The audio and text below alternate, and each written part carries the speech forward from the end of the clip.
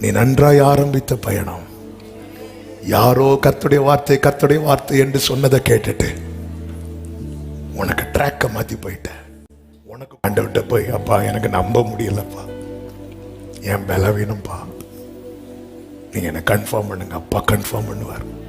அப்படி கன்ஃபார்ம் பண்ணலன்னா அந்த வார்த்தையை நம்பி அடுத்த செயல் என்னால செய்ய முடியாது. நமக்கு தெரியணுங்க நம்முடைய பலவீனம்.